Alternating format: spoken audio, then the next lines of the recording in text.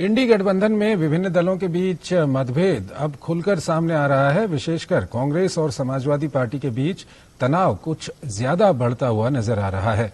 मध्य प्रदेश में जहां दोनों दलों के बीच तल्खी बढ़ी, वहीं अब उत्तर प्रदेश को लेकर भी दोनों के बीच की दूरियां सामने आ रही हैं।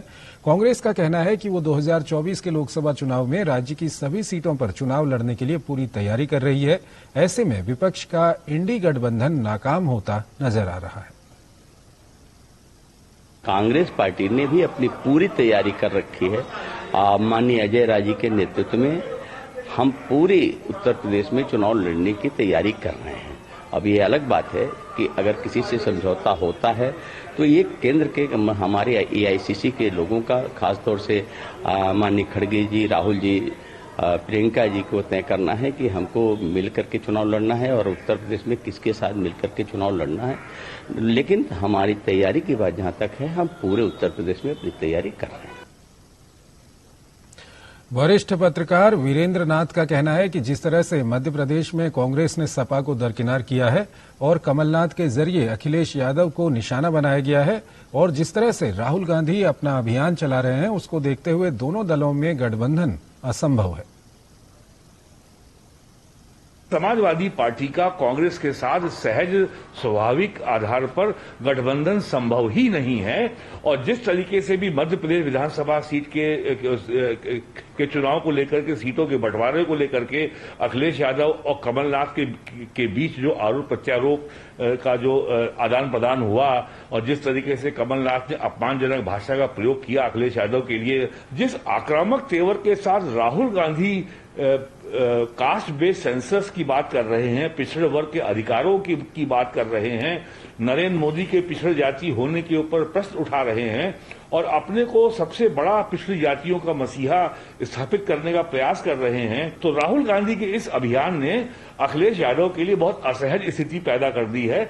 और ये स्पष्ट हो गया है कि लोकसभा चुनाव में सीटों के बंटवारे के लिए दोनों दलों में जबरदस्त खींचतान होगी और समाजवादी पार्टी बहुत ही कम स्थितियों, बहुत ही कम ग्राउंड कंसीड करेगी कांग्रेस के लिए और वो केवल जो भी गठबंधन है वो औपचारिकता ही रहेगी।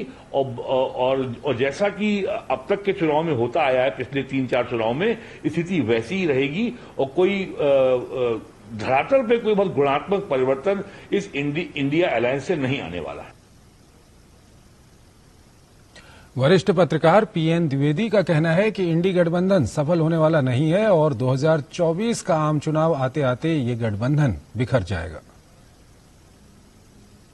उत्तर प्रदेश ही नहीं, पूरे देश में इंडी गठबंधन सफल होता नहीं दिख रहा है। यहां तो सब समाजवादी पार्टी और कांग्रेस के बीच जो चल रहा है वाक युद्ध आप देख ही रहे हैं, पूरी जनता देख रही है। इसके अलावा अन्य प्रदेशों में जो अभी 5 राज्यों में विधानसभा के चुनाव हो रहे हैं, वहां पर सपा भी, बसपा भी और उधर आम आदमी पार्टी भी अपना ताल ठोक रही है। तो ऐसा लगता है कि लोकसभा चुनाव आते आते ये सब छिन्न भिन्न होकर के अपना अपना उम्मीदवार खड़ा करेंगे और यह गठबंधन मूर्त रूप नहीं ले पाएगा। उत्तर प्रदेश में समाजवादी पार्टी प्रमुख विपक्ष की भूमिका में है। उसने कांग्रेस के साथ गठबंधन करके देखा, कोई नतीजा नहीं मिला, न कांग्रेस को फायदा हुआ और न ही सपा को फायदा हुआ।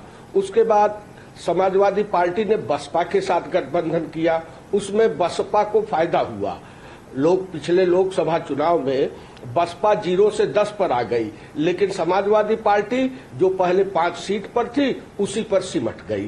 तो इसलिए समाजवादी पार्टी जानती है कि हमारा कांग्रेस अथवा बसपा से गठबंधन में फायदा नहीं बल्कि नुकसान है, इसलिए वो अपने अलग रास्ते पर अभी से चलना शुरू कर दिया है। कांग्रेस भी इसी की तलाश में थी, वो भी जान रही है कि समाजवादी पार्टी के गठबंधन से हमें कोई फायदा मिलने वाला नहीं है, इसलिए वो अपने अस्तित्व की लड़ाई उत्तर प्रदेश में लड़ रही है।